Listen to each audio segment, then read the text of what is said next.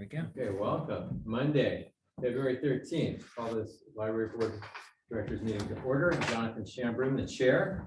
And we'll start with a roll call. Who's here? I'm here, Foggy. Okay. Jeff Henderson, present. Andy Ravel, present. Okay, Jonathan Shambroom. All right. So first item of business is item number 2 on the agenda, approval of the consent calendar. The minutes from both the previous meeting, January 9th, and the prior meeting, October 10th, are now here. We have copies of that. And anybody like to take any time to further review this? I've looked at it myself. Okay, good. Motion to approve the meeting? Yeah, I'll make a motion to approve. Okay, good. Second. Okay, so moved. All right, item 3, public comment. We will now hear comment from members of the public. So if you're in the public and would like to make a comment, please raise your hand.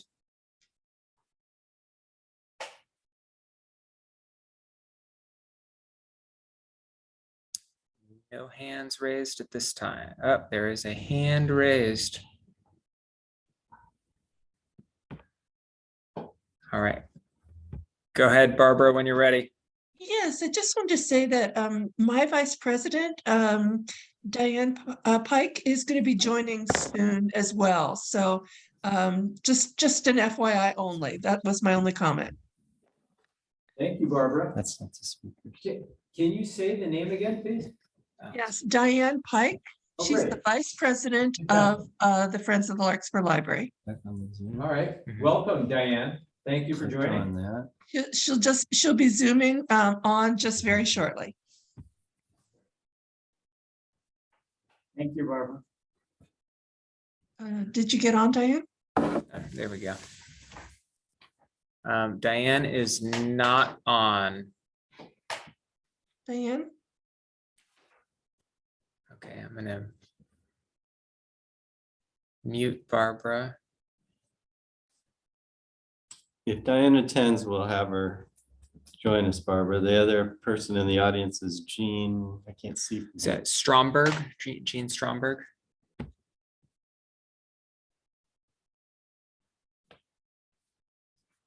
Okay. Okay, I think that, so we welcome public and continuing item number 4, board member reports and comments. So are there comments from board members tonight? Yeah. Yep, and none from me. So to the director's oral reports, number 5. So the big order right now to report to you guys is Ann Solner started last week. She came to us from Mill Valley as a part-time librarian there. She is now full-time librarian 1 here. Started on Tuesday and just seems great. Seems like a great fit so far. Staff is happy to have the extra coverage. They're getting her all trained up right now, but a lot of the processes that they had in the systems that they were using in Mill Valley are carrying over to Larkspur. So it's been a great transition so far. And we're really excited about Ann starting. And yeah, It's great. It's great for everyone. yeah, so it'll hopefully give a lot of extra help with coverage. And then the librarians had a programming meeting Saturday morning, and they're planning summer reading programs and kind of looking at what programs look like for them going forward. So they're really excited to kind of get back into the swing of in-person programs and kind of picking what they love to do. So, yeah. Great. Good stuff. Congrats.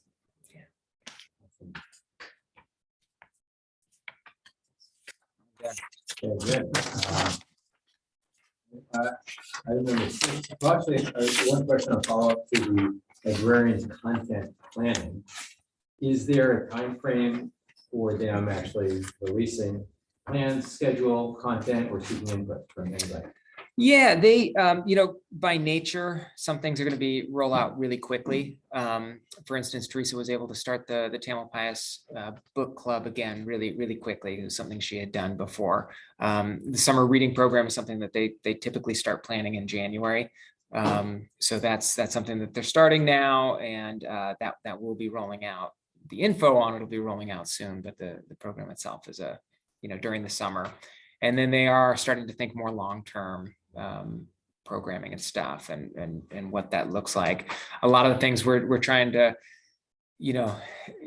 not go too fast before the new director or the next director comes on. So as they would likely want to have an input on programming going forward. So.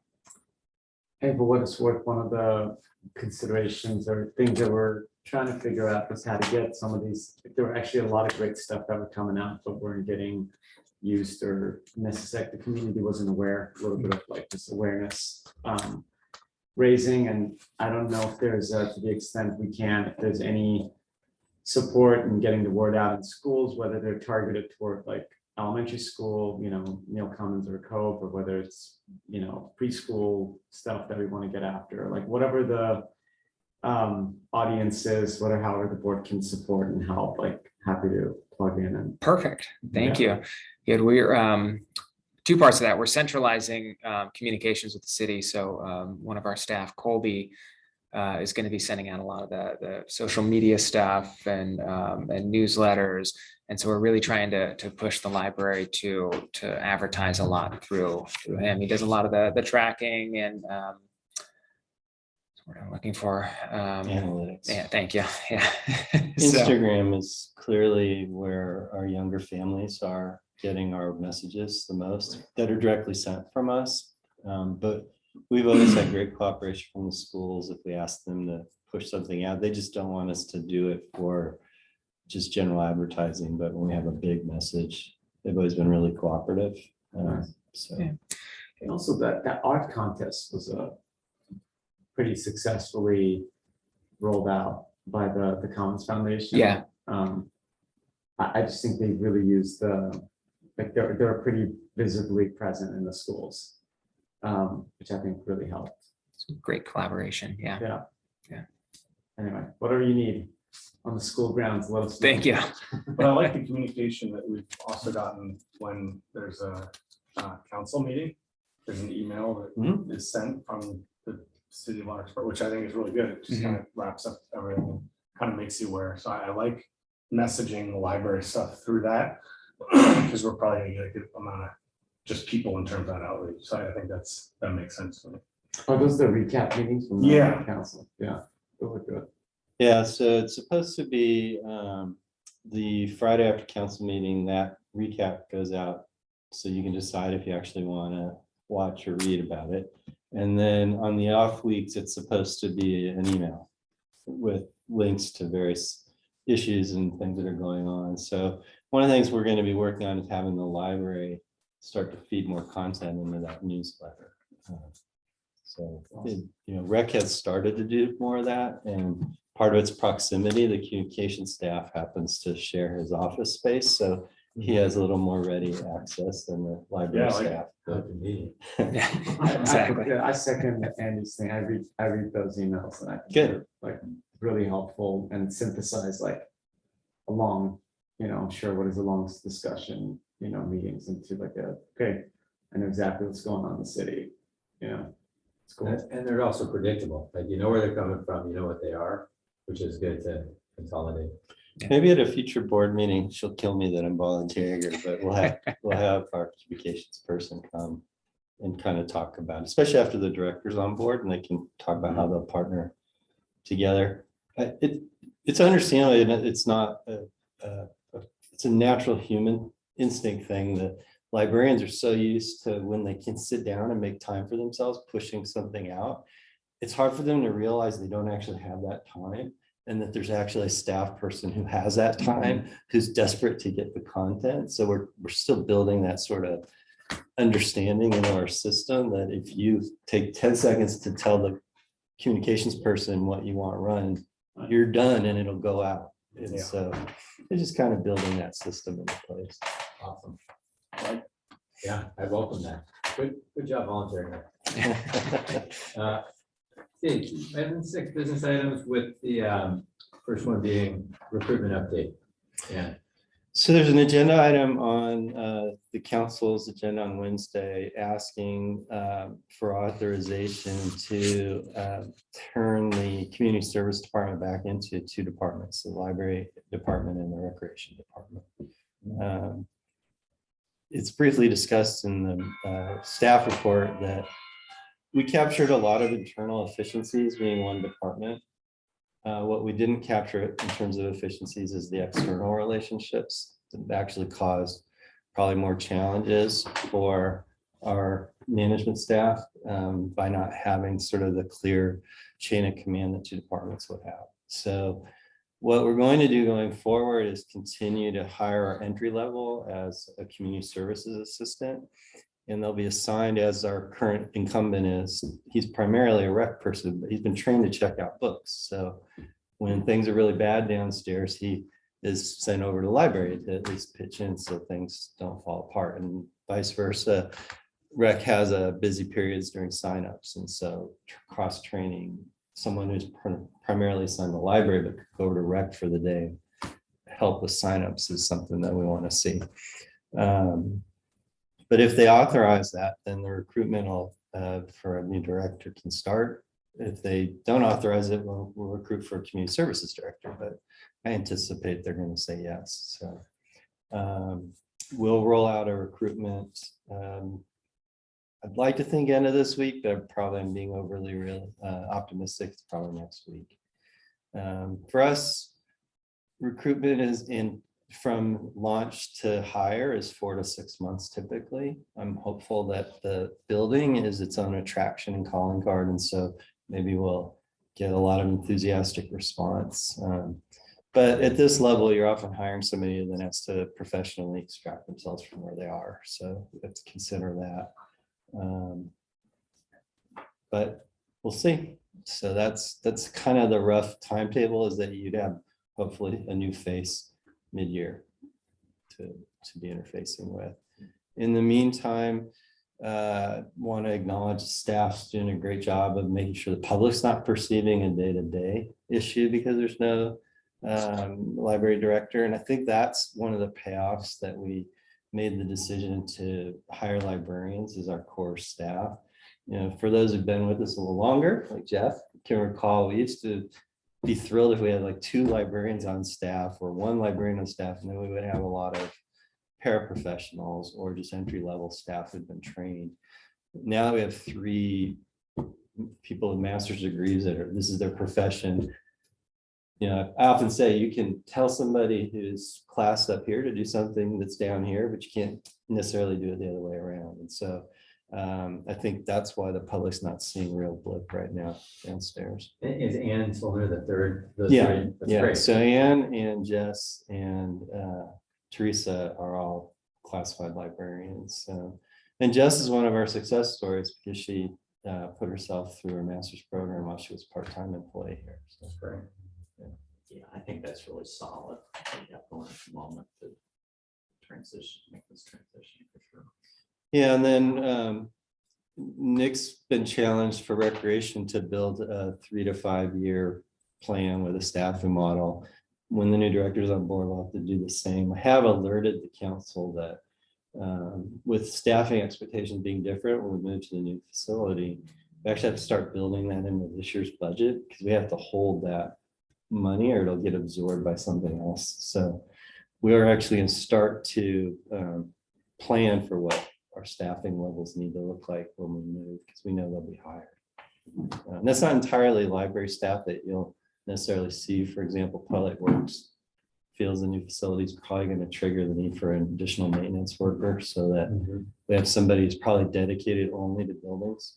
Right now, they kind of come through here on an as needed basis, and they come when you scream to your offices. Otherwise, they kind of leave you be.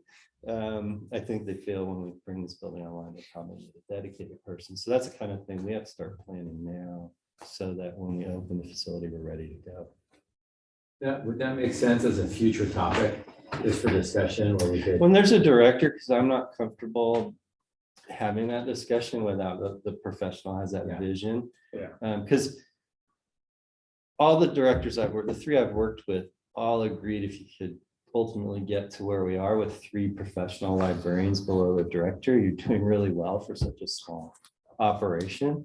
And so we're really thrilled that we were able to work the budget that way. Now the question is, after that, who's supposed to be in the building? You know, how many pages do you need and assistants, and how do they, which ones are part-time and which ones are full-time? I'm not comfortable Yeah. until there's a director. And you want the director to also factor in there too. Exactly. And I've learned through 3 directors that it's actually those nuances in the margin where they never agree. So you need the person who's actually going to implement. So, Makes sense. yeah. And so that budget, earlier you mentioned that we need to earmark dollars for the staff that we're gonna need now. Is that budget available today? Like, do we have? No, so going into this year's planning, I will start to basically build up as much as I can, kind of a pad into the budget. Okay. You won't see it called out as staffing money, but what I'll be doing with them is making sure we can grow into the, you know, it's probably another 300,000 in staffing costs, Yeah. you know, easily. And maybe more after I have somebody on board, I can really. Yeah. Especially now that I know I need a maintenance worker, because you just, you know, gotta cycle all that through. Right. But it's sort of keeping the council aware that, for example, expanding the operation now is secondary to me. It's now planning for the new building. We need to keep offering what we can here that's healthy and robust, but we really need to be thinking about what's the expectation on day 1 in the new building, because it's different. Everybody's in a much higher expectation of us than they do now. And with Ann now on board as the 3rd librarian, can you remind me, what's the extent of any other staff? Are there other people, or is it just the 3 librarians now? Right now, there are no other full-time employees. There are 3 part-timers that are pretty regular. 2 that are basically with us all the time. And then 1 who is actually also a librarian who's been helping us out during this period. But she's kind of one of the people in the county that everybody knows we're in kind of a tough spot here. So I don't think all the other libraries are necessarily trying to grab her, because they know it's a tight community. So they know Larkspur doesn't have a director right now, could use an extra hand. Yeah. So Caroline, if you're down there, is actually another librarian, but she's a part-time person who rotates through. And it's Richard and I'm blanking. It's Richard, Allison, Thank you. Allison says blanking. and Luca. Oh, Yeah, so Yeah. 3 plus. Luca's our page, I think. He's the shelper. Got it, yeah. Awesome. Would there be hours update with the staffing changes? So once the new director comes on board, we'll start to talk about what the long-term plan is for hours. Okay. I'm not sure we'll ever go back quite to where we were, because it was building a lot of inefficiencies into the part-time staff. Right. And creating a lot of scramble. And it wasn't allowing the regular staff to be sick. If they were sick, it just created chaos because the model wasn't right. So it's something between where we were and where we are. I was looking at Mill Valley the other day, and so when the new director comes aboard, I want to talk to them. They have 2 half days built into their schedule. I suspect there's a lot of logic in doing that so that you can have steady part-time work balanced against full-time work. Whereas we used to try to run the extra day as a 6 or 8 hour day on top of what our 5 days were. So I want to explore some of that with a new director. Yeah, and some ideas about that too, that could be in that Mill Valley. Well, she opened my eyes to a few things I didn't realize about how they actually operate. So she told me that they run their regular staff Monday through Friday, and they run almost no regular staff on the weekend unless there's an event. And then, but they have core part-timers who are committed to those weekend hours. And so, yeah, that might work for us. It's hard to know. Some of that's people driven. So you have to get the right people where that works from. for those who've been here a long time, they remember we used to have a guy who every Saturday, he was in charge of the library. Didn't work another day, but he was willing to come in every Saturday. It's a great luxury that we don't have anymore. Yeah. Yeah. Got it. That's great. Then the library and community center update. Yeah, so the building, oh, you wanted on the director, maybe we should ask the public. Got to remember we have 3 That's people right. there, right? We have 3.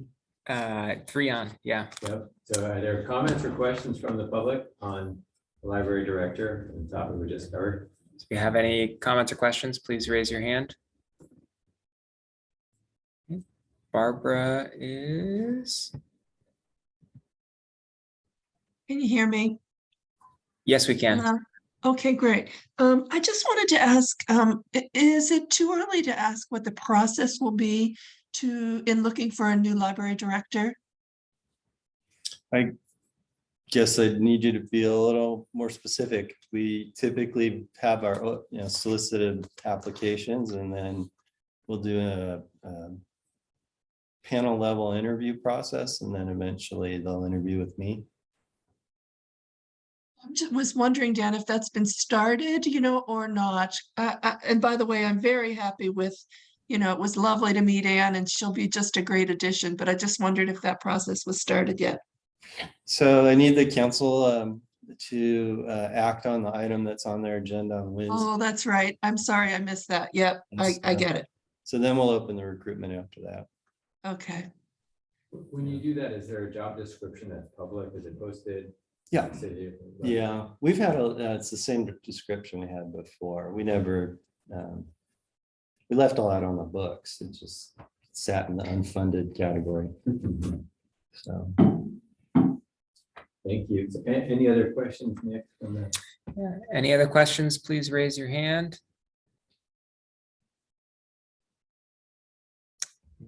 No questions. All right. So now onto the building. So the next big decision point for the council's coming, it's on March 1st. And that's whether or not we'll be building a campus with both the library and the city offices, or we'll just be doing the library. They need to decide that in March so that we can stay on our timetable for the state grant for the library. I've emphasized with them, we can explore the other topic all we want, so that if you don't make a decision in March, we can keep studying it. We have to then move the library forward independently. So the way I'd frame the March discussion is there's a lot of synergies in capturing of the building economies of scale. If you say you want to move now versus if you say you want to move in 3 years. So that's the decision point they're facing, because what we'll do is then go out to the development community saying what it is we actually want to build. We've gotten all the permissions we needed from the state library that if the council is inclined to move the offices, that we can, if we choose, build one building and actually somehow have it connected so the offices are in one spot and the library's in another spot. But from the perception of the public, you would just see one complex versus originally we had said, well, maybe it's 2 buildings with some sort of pathway between them.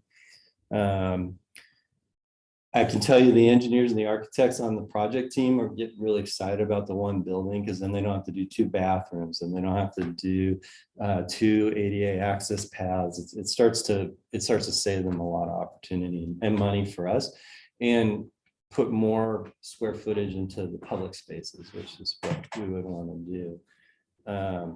I think the big advantage that I will remind the council, it's not although moving the offices, I think, would benefit the city in a lot of respect to have modern offices.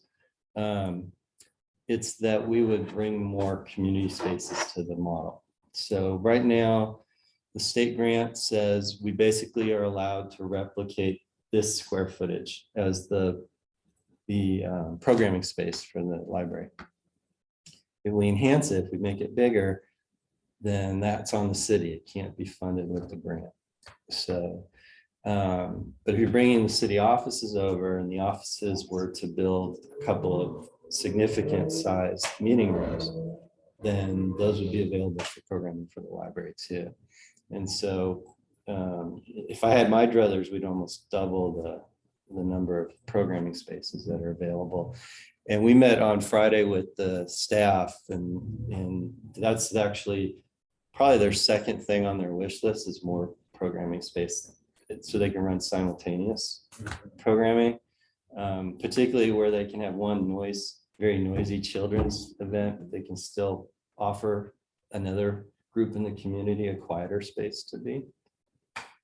Their number one surprised me, although I was pleased to tell them that the project team had already thought of it, which is to make sure we have a couple, depending on who you ask, breakout rooms or study rooms or quiet rooms. Very trendy in libraries to have rooms that 4 to 6 people can occupy together. And so our folks were already putting that on the list to when I say our folks on the list, that's what we're going to put out to the development community. Hey, these are things we really want in our building. And you put out the we must haves and you put out the we would like to have. And then you see what you get back. So our team's doing that in the background now. The other item is there's an item on the council agenda Wednesday, and it might confuse people. So if someone asks you, I want to tell you about it. It's asking the council to let us start studying the city offices. And the reason is the state was really clear with us, you need to run separate accounting from day one. So that every dollar, there's no question anything got mishmashed. So the item is to say, hey, we actually need to do a few things just to have a presentation on March 1st, but we don't want to run afoul of the state. So would you please give us the authorization to, in our language, create these projects, because we do what's called project accounting. And so we have to actually get permission from the council to set those things up in our ledgers. And so that it could be confusing to the layperson. Why are they doing all of that? And there's actually a disclaimer in my staff report. If you say no on March 1st, we're going to shut this all back down, but it'll be the only way we can show an auditor from the state that none of these dollars ever got commingled. So we've been really very pleased with the state library office. It probably is the most flexible grant office I've ever worked with, but I still suspect at the end of the day, they'll have the same nasty auditors that all the other state offices have. So I want to make sure we don't run sideways from them. So, but it's very different than Caltrans. So Julian and I are just, I think I've told you that before, but we're just scratching our head when they say yes without a whole lot of. One time they made us write a letter. That was the difficult thing they've asked of us so far.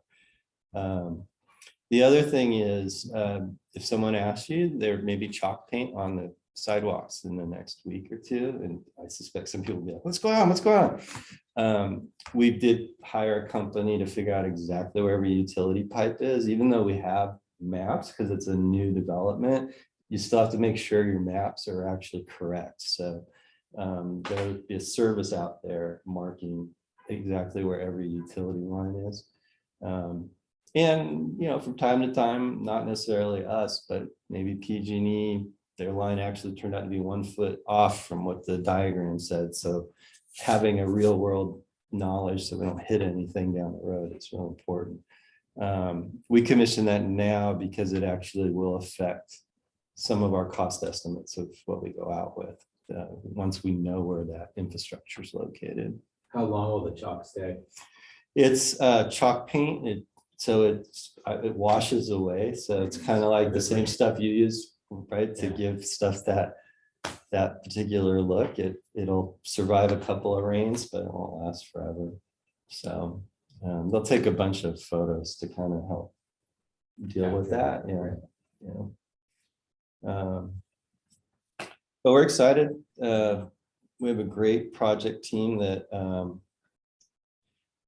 probably always be in the background, so you won't interface that much with them. Their job is to get the development team on board, and that's who you will eventually as a stakeholder interface with, the development team itself.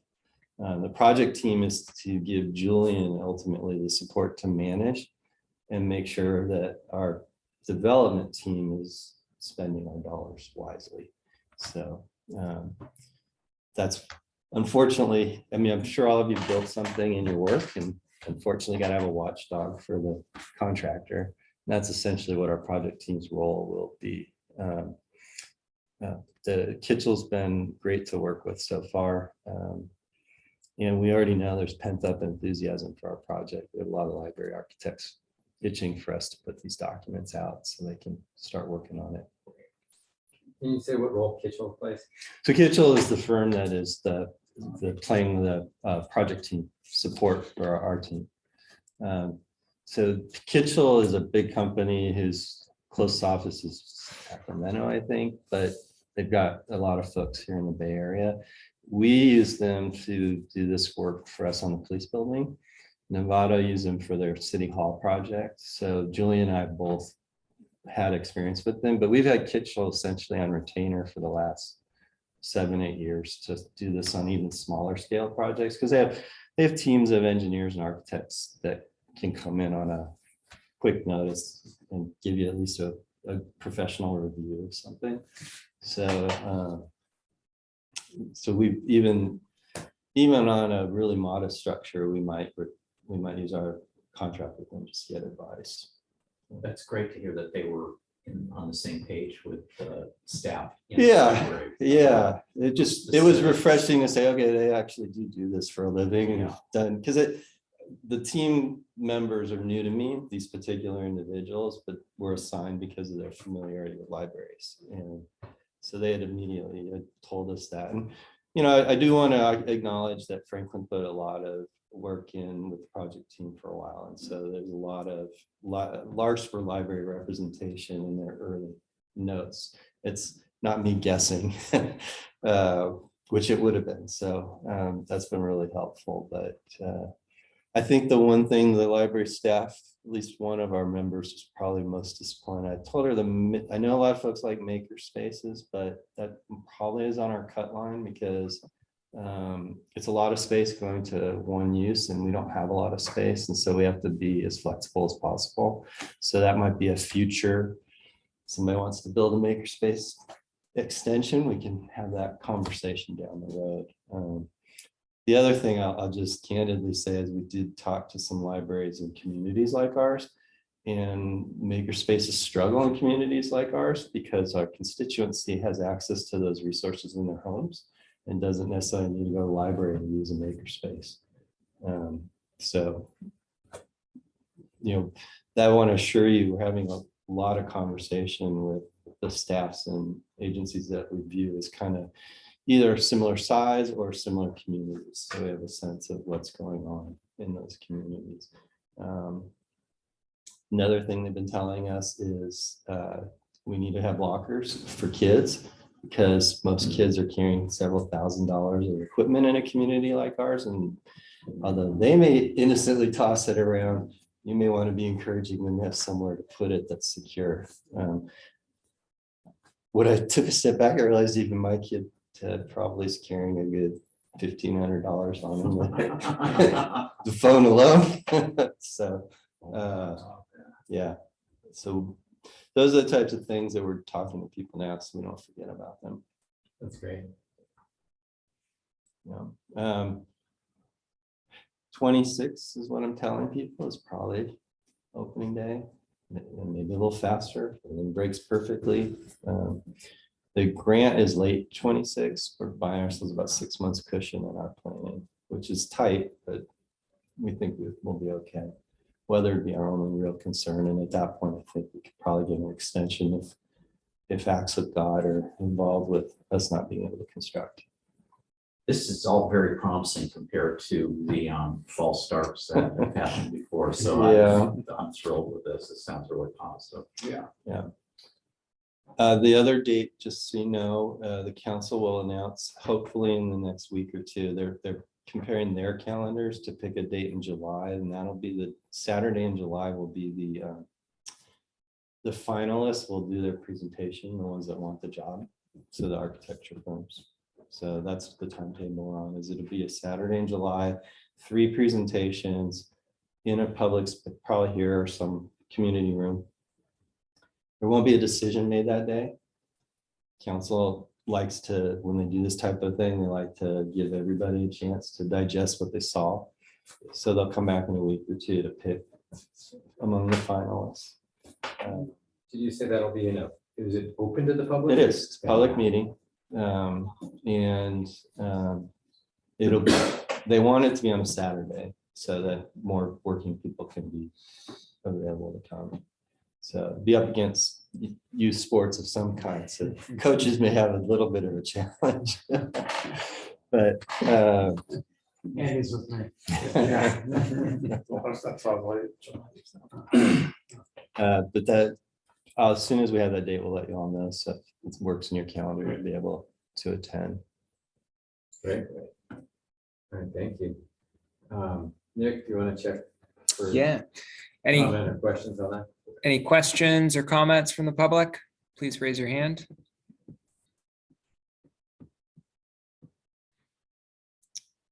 We're looking clear.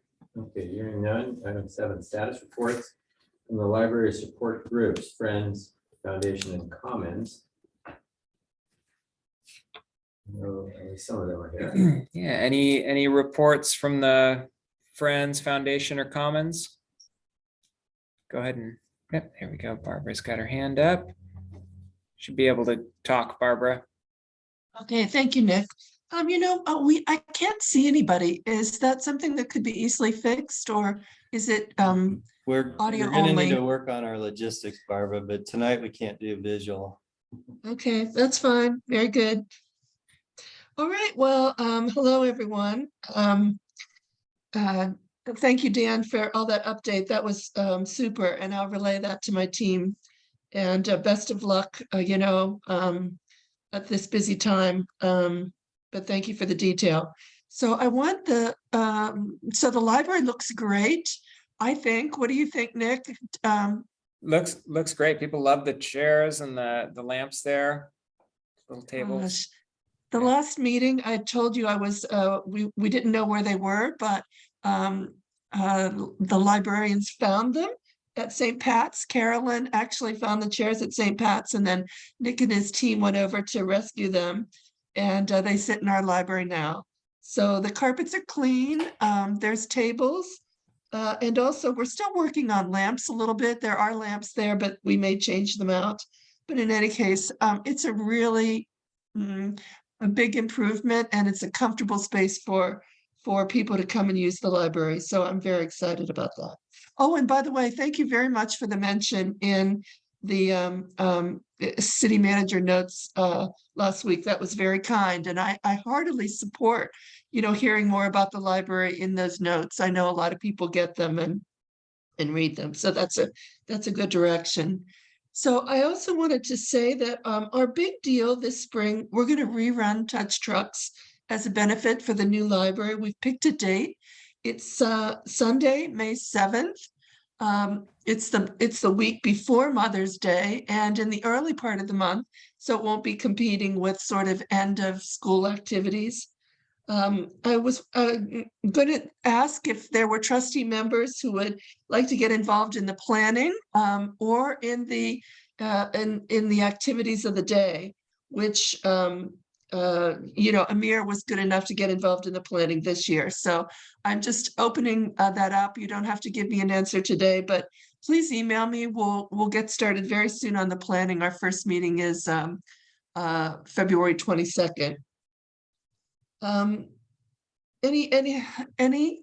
also look forward to any input from the city on trucks that we might approach, companies that we might approach that have done business with Larkspur in the past and might be interested in, continuing their relationship with us. So if you'll think about that, Nick and Dan and Julian, perhaps that would be really helpful.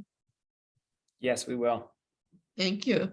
So I also wanted to let you know that we recognized all the people who joined as members of Friends of the Library last year on a list that's on the bulletin board in the hallway outside of the library. And it was quite an extensive list, and we had, but in the meantime, we've kicked off our annual membership program for 2023.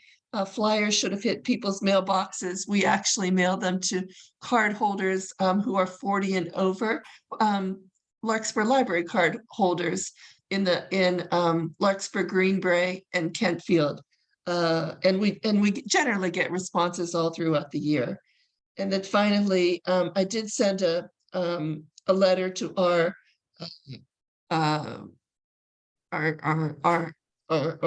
mailing list for all those people who donated over the season of giving, and we're very grateful to them. So we're, well positioned to put on a good event in May, and we look forward to having as many other support groups join us in this as we do raise money for the new library, which I'm sure will be, those funds will be much appreciated. So I'm going to step back just for a minute to ask if I've forgotten anything, or Diane, if you wanted to add anything. Could you unmute Diane for a moment? Yes. Diane, you should be good to go. Right. No, I appreciate what you've said, Barbara, and we would love help from other library institutions and persons that love our library to give us a hand with touch trucks. It was very successful last year, and we hope to do a repeat performance even better this year. Thanks, Barb, for your comments. Thank you, Diane. Okay, I think that's it for us from the Friends. Great, thank you, Barbara and Diane. Are there people from the foundation here? Anybody, if you're- The Commons Foundation? Yeah, anybody from the Commons or Foundation, just raise your hand. I know they had a meeting that started at 5 their time. So I think there might just be an overlap, Nick. Okay. Okay. No hands raised. Great, thank you. Hearing none. Item 8, the future agenda items. I potentially had one. I cannot recall if we actually did a letter, excuse me, to city council this year. I feel like usually we start talking on in December. I And don't remember one. Yeah. Yeah, we might not have had a meeting in December, I don't, and so we might have kind of lost track of that. we did lose track of that. We definitely missed a few meetings there. Yeah, Yeah. we're down one meeting and it has not come up yet, so that's a great topic. Yeah, so maybe we want to, usually we do it kind of late February anyway, so it's. Maybe we're part of them. You can do that. So basically what you do is the president of the Board of Trustees will basically write a letter on behalf of us. Just kind of giving call it more like a state of the union on the library, programming updates and numbers, some of the initiatives that have been worked on. I think I wrote one kind of post-pandemic about all of the transition to these digital resources. And it's, call it a couple paragraphs or 3 paragraphs, kind of highlighting kind of what went on in the library. I think Andy wrote the last one, I wrote the previous one. Oh, Yeah, okay. And Nick can have the staff give you some bullets Yeah. and things to highlight in the yeah. letter. So Did we not do one last time? maybe? I don't, probably- So I've been on- I feel like it's I've been on a for at bit. least a year. Yeah, We I didn't think- do one. think so. Yeah, like I said, I think if we talk about it and maybe we can just get some we'll put on the agenda, the letter to council, and we could get some of the programming statistics as well as, initiatives. We could talk about it, put out the bullet points next meeting. Yep. And push it out like 2 weeks. Yeah. Yeah. Yeah, and I'm happy to take that on and almost all your. Yeah, if you want to. It's Jeff and I probably have one of the Yeah. older ones, just see how it kind Yeah, I of recall format. that. We basically all write it together yeah, ish, so. Yeah, so let's put that on this agenda. Perfect. Sounds like a Google Doc collaboration. yeah, yeah, I can't think for sure. Cool. I was gonna ask, just one quickly reacting to the update from Barbara. I think it's really exciting to hear we're repeating the Touch a Truck or Touch Trucks, I think we rebranded there. And I just thought it was such a sweet, memorable event for Larkspur, and feedback was like unanimously positive. And the planning that had gone into it was so thoughtful, and the snacks, the trucks, I mean, it was so sweet. Anyway, really awesome. And Barbara, yeah, you can count on me. I'm happy to find volunteers and also pitch in wherever I can. Amir, that's great news. Thank you. Of course. I think in terms of agenda items, it's just one thing maybe that feels like has come in and out since the last year, which is like we've been trying to figure out a way to connect, like in terms of people in the community, like age groups that we've been trying to reach. There's been, maybe Armel would be here, she would, you know, be really happy that we're gonna resurface this, is the ability to reach the teenage group. Where, you know, we want like library to be Lucky's as like the, you know, the hangout spot. And just like, as we're thinking about programming, as we're thinking about, you know, prioritization, I know a lot of this is gonna be rethought as, you know, we find a new director, and but just if there's any stopgap kind of like in the middle, if there are ways, clever ways, because like Touch Trucks was just like we got, you know, it was an amazing way to connect with the group of the younger, you know, kids. That was very, very effective. I know we have obviously friends on right now, but if other foundations, other members of the community, the board, like any way we can come up with some ways of starting nibbling there, would be really terrific. Yeah, let's put that on the agenda and brainstorm a little bit. Cool. Some food for thought for Yes. that item. I'll probably still be here when you do that item. I've learned a lot about libraries and public libraries and small municipal libraries from my tenure here. What you're going to find out is that our target are tweens, not teens. Teens don't actually go to city libraries that much. I know everybody says they do, they don't. If you ask them why, it's because the library is not open from 10 to midnight, which is when they actually finally are done with all their activities for the day. And we interviewed a bunch of Redwood kids, and they told us almost exactly the same thing. It's not that I might not want to be in the library, it's that by the time sports are done and after school activities, and I actually manage to get a little food in my body, it's 9 or 10 o'clock. But your tweens are your big audience that we always struggle to hit. And it's that liaison with all middle school that I'm really excited about the new facility doing a lot for. But as you think about it, it's a subtle but significant change. It's not that we don't want to outreach to teens or program to teens, but we know, and talking to other libraries, it's like that 12-year-old, that's your audience, 12 to 14, because they're the kid who's still going to the library after school. Yeah. If they're not in sports. That's in the bracket of. And so that is the Yeah. group, the 6th, 7th, and 8th grade hall Yeah. kids are the ones hanging out at Lucky. Right, totally. Yeah. That's Yeah. that, like, yeah, Some of that's sorry, when true. I Yeah. say teen. like, Wait, I want you to know that because Yeah. for it is for us, it's a significant but subtle It is a difference. Yeah. But that's, Sure. we know that's who we have to go after. in terms of Let's just, programming. I like that, That middle school age. even focusing Yeah. further in the demographic. It's great. That's good to I know. didn't know that going into this, but after talking to a lot of libraries, they're It like, makes sense. you know, maybe if you have a Totally. really cool AV lab, you might get the 10 teens. It's such a that special want that, but- window in these kids' Yeah. lives too, that if we can hit it, you know, But- and succeed. I so agree.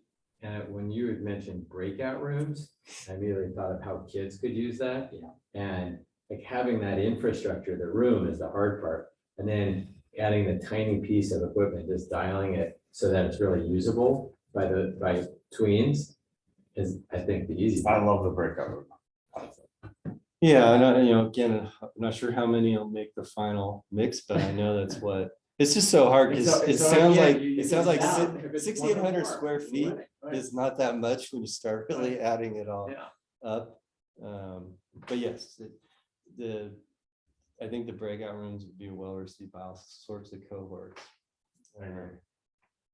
One thing we learned many years ago, talking to different libraries that we went and visited too, is there's a weird synergy for seniors and kids in that seniors will realize there aren't a lot of children in the children's room early in the morning.